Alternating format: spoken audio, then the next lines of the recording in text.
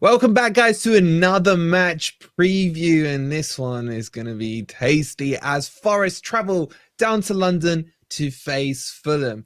And we got my good mate Jack from Fulhamish. The links for all their details are in the description and in the title. Please make sure you go and show him some love because Jack's a top bloke, as much as I hate to say it. It's not normally how they start previews. It's like, I we know, I love know. him, but it Usually I is like what to it call you a is. prick or something. I can't lie. I can't lie. Jack, it's good to see you, man. Seen you since where were we at Sky in the summer? Yeah. It's been a little while, but it's good to see you too, my friend. I'm delighted to be on with you here. It's good to have you, mate. And yeah, we're coming. I mean, these midweek games, just the games this week, three in a week. I'm struggling to keep up with what's going on. I'm sure you guys are the same as well. You played on Sunday, didn't you, as well? So you've had a little Yeah. bit less of a break. So I'm hoping, I'm clutching, but I'm hoping that's a good sign for us. But how have you felt about Fulham's season so far, mate? I know when we met up in the summer, you said those words that should not be said, second season syndrome. Is it starting to feel a bit like that? Look, I think you and I are, or you and us are in pretty similar positions in that we're probably not going to go down because there are three sides worse than us, but ultimately it's not going to be fun for the majority of this season either. And it just feels like, I think, for a couple of clubs, I don't think that Forest and Fulham are the only ones, Palace, etc. But it just feels like there are clubs worse than us, will be fine, but equally there's not much to kick on for. There is no hope of Fulham getting into the European places this season, especially without a number nine. I still think we'll finish a comfortable 15th, but it's not that exciting, especially considering last year was so punchy. Last year felt really bright. It feels like Fulham have taken a step backwards, is probably how I would put it. And loads of that is to do with Alexander Mitrovic leaving. Obviously, was the talisman, but more than that, also was the player which Fulham's attacking impetus was completely built around, not just in terms of getting on the end of things, but actually how the whole system works. So I don't think it's any surprise that Fulham are worse than we were last year. But equally, it's one of those where the last week has given us a bit of hope that maybe there is some goal scoring impetus in this team. Maybe there is the ability to create chances. And all of a sudden, obviously we lost to Liverpool on Sunday, but it was Did that such a hurt, mate? performance. It hurt, of course it hurt. But equally, if you'd said to me that we were going to go to Anfield and score 3 goals, I would have said you were a nutter, being calling for the men in white coats. So it is one of those where actually the performance was probably the best of the season. And after the Wolves game, obviously 2 of the goals were penalties, but to score 6 goals in a week, suddenly it's like, oh, maybe Fulham can attack. So, look, at the moment, it's looking a little bit brighter than it did a week ago. I'm sure that'll come crashing down on Wednesday, but it is what it is. I hope so, mate, but I'm not that confident over. I know I used to take the piss out of Fulham fans last year, calling you lot Mitrovic FC. But it's not just his goals you've missed out on. He was kind of quite a leader, wasn't he? And he dragged the team along with him. I remember your very first game last season against Liverpool, surprisingly enough. I was expecting you guys to sit there, low block your way there, but you were just pressing them, pressing them, pressing them. And I felt that set the tone for the rest of your season. Yeah, it kind of petered out a bit towards the end. But I think for me, mate, well, let me ask you, Jimenez up front, do you lot rate him or not? The Fulham fan base don't particularly like Raul. Mm. They find him a bit frustrating. To be honest, I think he's the best we've got. That's not saying loads, but I think he's the best of a bad bunch. And people seem to like Carlos Vinicius. Vinicius because he throws himself about, but I think he's a walking liability. So, it's a sort of question mark on which end you fly on. His link-up play, Raul, is brilliant. He's just not the player he was, and that's fine. And considering Fulham picked him up for what, 3 million, you can Mm. accept that. You can accept that he's clearly not. Wolves wouldn't have let him go if he was the player that he was. And Yeah. so actually we've got to that point where obviously Fulham needs at some point, either in January or the summer, to buy a number nine. But it goes back to that point from the start where because we're probably not going down whatever happens, it's a bit like, do you go and splash cash in January? Is there any point in kind of making Mm. that window work? Or do you just see out the season, deal with it, and try and work in a more kind of conducive market in the summer? I don't know. But look, Raul hasn't been great. Equally, he has more strings to his bow than I think some people give him credit for. Yeah. I don't give him much credit. I'm probably jinxing it now, and all the comments will be shut up. But I have to say what Hat trick you know what. incoming. Yeah, God, man. And obviously there was the fun. I think it was happening while we met up with Willian over the summer. Is he Yeah. going Forest? Is he staying Fulham? Is he going Saudi and all that? That was about the time we met up. He ended up staying your place. Yeah, congrats. I But don't know if it's has he been the congrats. same? Has he had the same impact this season that No, he did last absolutely, year? absolutely Because he not. got dropped in the Liverpool game, didn't he? Yeah, and also that was the right decision. I think a lot of people were a bit confused because he scored those two penalties, and they were like, "Well, he Yeah, scored." And I was, the commentary on the game was like, "Oh, the Fulham fans would be disappointed not to see Willian." And I was like, "I'm not," because actually he's been incredibly poor. I think generally this wow, season, and in many ways, we got an incredible year out of him last year, and we yeah. might have been better off going. That was great. Thanks for the memes, and off Off we to go. Nottingham. Well, yeah, wherever. But he just looks. Maybe it's because also the drama dragged on. He didn't really get a pre-season last Yeah, season when he came in. He came into Fulham, did a full pre-season, and actually I think we signed him post deadline officially. I yeah, think we made yeah, the contract, official. So it actually took 6 weeks of him being in training and proving his worth every day in order that Fulham were willing to take a risk on him. This summer, there was all this talk. There was obviously other offers on the table, as we know. And then suddenly it's like, doesn't look like the same player, doesn't look as fit. What I struggle with is how much he slows the game down. And that can be useful in certain circumstances. And Fulham are a patient team. We do try to knock the ball about and probe for yeah. gaps. But we played with Alex Iwobi on the left instead of him against Liverpool, and the dynamism in the side was so different. The ability to step inside, the ability to take a player on, and not just stand there and wait for Robinson to overlap him. And I was like, okay, it's really nice to have that ability. So I'm hopeful that maybe a little bit of competition, maybe the fact that he's not invincible and his spot is not secure in the way it was last year might spur him onto greater heights. But so far, it's been frustrating. Yeah, you can kind of feel he's coming to the end of his time, but he did have a cracking season for you Yeah. last year. Yeah, Someone whose time I'm not sure of at the moment, it's probably in my opinion, everyone probably says it to you, but Paulina, he's still fantastic this year. I think I would compliment his attitude as well. The way what happened with Bayern at the end of the season, and he kind of looks silly standing there waiting for stuff to happen. But you can't fault the way he's come back, and he hasn't really put up a moody fit or anything, has he? And he's just kind of got on with it. Is he still staying with you guys? I think he'll stay till the summer, but I think it's a matter of time before someone picks Mm, him up because he is too good in so many ways to be playing for us. And that feels like a kind of negative, but actually we've seen him step in, adapt to the Premier League perfectly. That man should be playing for a Champions League level side, and ultimately he will be at some point. I mm. think he will stay to the end of the season. Now, obviously, the new contract got signed. I think that's as much to secure his kind of mood as much as anything else. They made him the top earner at the club, and he deserves to be. He's the club's best player. So I think he basically picked up Mitrovic's wage after Mitrovic left. He was like, right, there you go, Joao, you have that now. So look, the thing is that he has one gear. There is no, you don't get a 50% Paulinho. It doesn't exist. Even when he's on, look, there were games last year where I remember being incredibly frustrated. We played Wolves and we were 2-0 up. The game meant nothing. It was about the 70th minute. And he just took someone out in the middle of the park, got booked and suspended for the derby against Brentford the week after. And you're like, what are you doing? Don't do that. But that is him in a nutshell. He Yeah, absolutely gives no quarter. And I wasn't worried about him coming back in because as soon as he gets on a pitch, he only has one, it's like throttle yeah, up, off you go. And so therefore yeah, it's quite difficult for a player like that to lose the crowd just because of the way that they snap into tackles, the way he covers ground. And so it's been delightful watching him back again, but I think it is a matter of time before he gets that big move. And to be honest, he deserves it. yeah. I hate to say I quite like him. I don't even mind Reed as well. I think Reed's quite solid for you guys. Yeah. But I do want to, before we get your thoughts on Forest, I just want to talk about your manager. Again, I hate to say it. I do admire him. I like his philosophy of football. I thought, again, another positive for you guys. He turned down big money for Saudi, Yeah. ends up with an extended contract. I think it could be quite funny if you did get relegated. He's turned down that Saudi money. But anyway, I don't see you getting relegated. I think But we'll be all are right. you guys still fully behind him? Because if you look at progression, we always hear this word in the Forest fan base.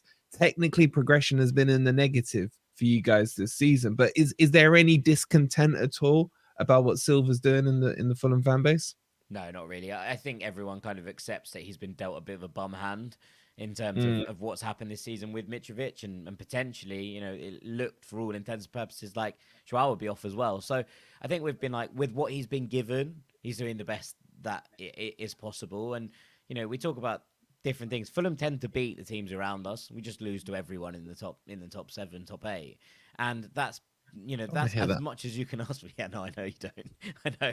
I've jinxed it now as well, so that makes both of us, right? Hopefully. Raul's scoring a hat trick and you're winning 4-3. Let's see who the bigger jinx is. Yeah, well, Forest will win 4-3, and Jimenez will get the 3 goals. Yeah, Yeah, that'll be fine. exactly. I'll take that. But it's one of those where I think that his philosophy, what he's done for the club, there is almost zero discontent. I think if you ask, every club in the country, I'm sure that you'd have City and Liverpool and maybe Brentford above us, but there won't be many who think that Yeah, Silva is anything but a godsend for Fulham, and he's been brilliant.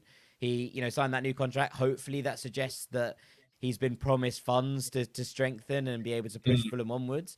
But I think that his sense of the way that the game is played. Look, there are individual gripes with certain things he does, different yeah. setups, different game plans. That's fine. But in terms of a general feeling, it's never been anything but positive towards Marco Silva, really. Fair play, fair play. All right, mate. Let's move on and talk about Forest. I always love when I'm talking to fellow mates outside the Forest fan base to get their thoughts as an outsider on how you see Forest this season, kind of where you think we should be, what you've seen on the pitch, if you've been unfortunate enough to watch us this year. But what are your general kind of overarching thoughts on Forest this season, mate? Look, I was expecting you to kick on, as I'm sure many of you were. Mm, And there is the element, and I think it probably is easily forgotten that whilst obviously people spent a lot of time talking about all the players coming in last year, there was still a pretty significant overhaul this summer as well. And so therefore, there is an element that obviously last year it took time for that side to gel and actually start to pick up points and win games. And maybe that's happening again. But I've been slightly disappointed in everything. And look, we talked about Willian, being between the two clubs. The other one was yeah, Callum Hudson-Odoi, right? Who was yeah, seemed to yeah, be in a tug of war between the two. And whilst there yeah. were obviously bright sparks at the start of this, I haven't seen much in recent weeks that makes me think, oh, Fulham have really missed out on one there. And so I suppose that when you're kind of looking at it all in general, look, I love Mario. I loved him when he was in Brazil. He's come in here, he's slotted in beautifully, and I Quality. love your midfield. I love the options you have in the midfield. And look, I'm sure there Mm, are plenty of gripes for people who spend far more time watching Forest than I do, but just in terms of the depth and quality that's in the middle of the park there. I mean, I can't fault it from an outside perspective. What I will say is that obviously 1 win in 10 is pretty dreadful. If you lose to us on Wednesday, I'd be worried about Cooper's job. yeah, I agree. I think he's got Wednesday, and maybe depending on what happens on Wednesday, he may make it to Wolves on Saturday. I think it's interesting you put out Murillo and just chat. Well, guys in the comments shows you, we get the best on here. Jack knows his football because he has been sensational. The problem has been the rest of the balance. And as much as you're saying you're missing Mitrovic, in a similar way, we're missing Taiwo Yeah. because he's gotten injured and we're left with that bloody Chris Wood at the moment. So he's our Jimenez, mate. In fact, I'd He's probably going to swap. score a hat trick now as well. You know what? I would love that. I would love nothing more than it, but I can't see it. We're just jinxing each other here, left, right, and center. Who can out jinx the other, mate? But what do you expect though? Because what you just mentioned there is true. As much as some of the fan base want to dig their head in the sand, Cooper is under pressure. If he does lose this game, he could be in serious trouble. You But can't what win will one in what 11 and not be under pressure. Like, I don't care what league you're in. Like, it's just as simple as yeah, that. it would be 4 in a row as well. It will be 5 defeats out of 6. The stats don't favor him. It will be 2 away wins in the Premier League in 27 games after our game. But what is there anything riding on it for you guys? Is probably my question, because I'm hoping what I'm going to see is that the Forest players are going to come out, show a bit of fight and passion, which we haven't seen for the last few games. Is there anything underlying on this game from the Fulham perspective that maybe is going to make it a battle? Or if Forest come out kind of, for a fight, could you potentially end up rolling over here? I don't think so. And you know why? It is because obviously you got the big result against Wolves on Monday. And then I think a Yeah, lot of the players will feel aggrieved at the way that we didn't pick up yeah, anything out of that Anfield game. And look, Silva came out afterwards and he's like, sometimes you can't do anything about the fact that they scored 4 screamers. And look, you yeah, can have your own opinions about that. I think Fulham should get out better to the last 2 goals in particular. But yeah, to go up there and give Liverpool a real fright at Anfield and not get anything out of it, I think the players will feel a little bit like, oh, like, we've really missed out on an opportunity there. And so I think they'll be out to set things right on that mm, kind of behalf.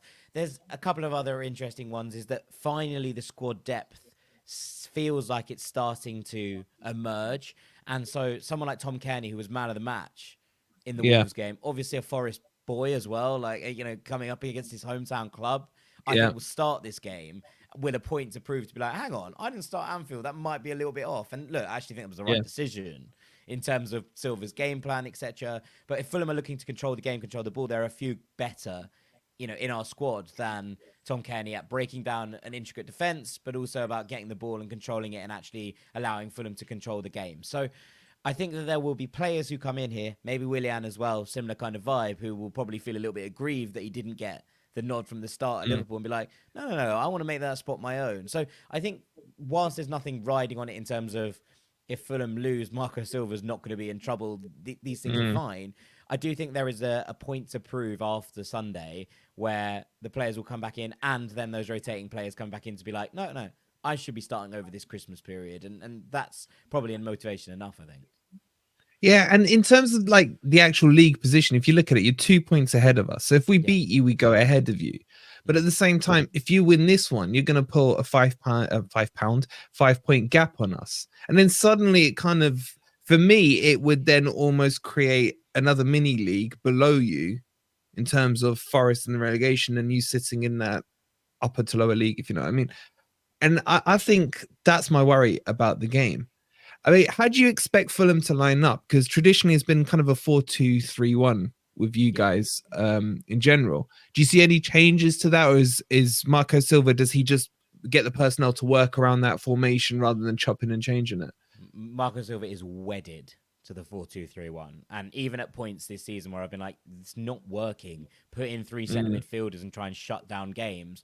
mm, He is so built around the system that he entails that there is zero chance Fulham straying yeah, from a 4-2-3-1. There might be a few personnel changes, and Alex Iwobi might play in the 10 instead of Pereira, or yeah, Tom Kenny might play there, but there is no way that he comes away from this formation. Like, zero chance whatsoever. The fullbacks are absolutely crucial. Robinson will play on the left, whether it's Castagna or Tete on the right. It doesn't hugely matter. There's not a world of difference between the two of what them. do you think it'll be? I think it will Who be do you think? Castagna, just because Tete obviously started at Liverpool and he's just coming back from an injury, and I think they might just be a little bit careful with him. That does Yeah, worry me a little bit because I really like Anthony Elanga. I think he's a wonderful dribbler, and I think that Kenny Tete is one of, if not the best, one-on-one defender for at least fullback in the Premier League. yeah, And he's a severely underrated footballer in terms of his defensive ability. He's an absolute lockdown, shutdown merchant. And remember him yeah, being in France and doing that to Neymar. And I was like, these are the moments you go, right, yeah, that fella's quite good, actually. And so I would actually like to see Tete, because I rate Elanga and actually what he can do one-on-one. But I think it'll be yeah. Castagna. And as I say, the drop-off isn't loads. I think that Bassi and Ream have done enough to keep their spots at centre-back, although Tosin is back knocking on the door. Palhinha will start. I'm not sure if he'll go slightly more attacking than he did against Liverpool and potentially play Tom Kearney alongside Palhinha to try and, Mm. basically make that game work. I think Wilson's done enough to earn himself a spot on the right and a run of games there. It'll be Pereira or He got Iwobi. a goal, didn't he? Again, Yeah, he it did. was He him, was did. it? Yeah, He's had a couple of very good games now in a row, and it's nice to see him starting to put some things together, Harry Wilson. And I don't think chopping and changing does much for him. yeah, It'll be a Pereira or Iwobi in the 10, and then Iwobi or Willian on the left. and it will be Raul up front, 100%. I wish I could tell you what the Forest team would be at the moment. Like, honestly, I can Chris predict Wood your will team start. better. Apart from that, like, I hope not. But you mentioned Elanga there, mate. Is there any other Forest players that you look at and think, oh, shit, they could cause us a problem or two? I obviously I've slated Chris Wood 3 times now, so he's definitely going to score. Keep slating, he's But going to score. yeah, exactly. Look, really like Gibbs White, and there was a lot of noise made around that signing and how much it costs. But the way that he drifts around, I think he's a very crucial piece. I'm not completely sold on him starting from a wide role. I'll be honest. I do prefer him when he gets that opportunity to sit behind the striker and make things happen. Um, and like I say, I love your midfield. I don't know what the midfield is going to be, but any of Sangare, Mangala, Danilo, all of those players are wonderful. I really like Nicolas Dominguez when he was at Bologna. I was a Yeah, big fan of what he could bring to the table. yeah. But aside from that, I think Elanga is the one that will keep me up if I'm thinking about it that kind of way. And whilst I like a lot of those players, I'm not sure that I'm standing there and going, "Oh, I can imagine them causing us problems." Especially in, look, I think this game will play out, and tell me if I'm wrong, but I think we're going to dominate the ball. I think you're going to sit in. I think that you'll try and hit us on the break, and those kind of opportunities will probably fall Elanga's way, and so therefore that kind of change of pace. The only other thing I would say though is that you are a much bigger team than we are, and I wonder how that plays out in terms of set pieces. But I mean, hard to predict in terms of what that actually looks like, as you say. It depends if Morgan Gibbs White's taken the set pieces or not. I'd rather he wouldn't because he never clears the first man. I think, honestly, the chat can be so impressed with your ball knowledge. What you said about Morgan Gibbs White playing out wide on the right is frustrating, I think, most of the Forest fan base because he is more a 10 than he is outright. Yeah. And he ends up drifting in anyway and leaving the space And then out on the right. then you have no width, right? Exactly. And if he's going to do that against Robinson, who's a great overlapper, then, it could cause us problems. So yeah, honestly, Jack, I know they're gonna love your knowledge on all the players that you've talked about. It's good to see how well informed you are, mate. But what do you think? Let's see how well informed you get when it comes to the scoreline, mate. I'm What dreadful at you predictions, so envision? that'll help. That'll help knock things down. Predict a Fulham win, then, mate. Yeah. I actually do think that we'll win this game. And weirdly, I was saying this last week on Fulhamish that last year when we played these kind of games against teams around us, teams of a similar caliber, the Wolves game at home, the Forest game at home, when we played these things, I walked into those games confident every week. And I walked Yeah, into Wolves last week and I was like, I don't feel confident at all that we're going to win this game. And that's as you know, goes back to what we said at the start yeah, about the difference between this season and last season. yeah. But the past 2 games and the past 2 performances have actually given me a little bit of hope that Fulham are turning a corner under Marco Silva. And I think a win here would probably solidify that. So I'm going to go 3-1 Fulham. Let's just figure out really who's going to be the bigger jinx, me or you two, our own teams. Man. You predict 3-1 Fulham as well, and then you'll win.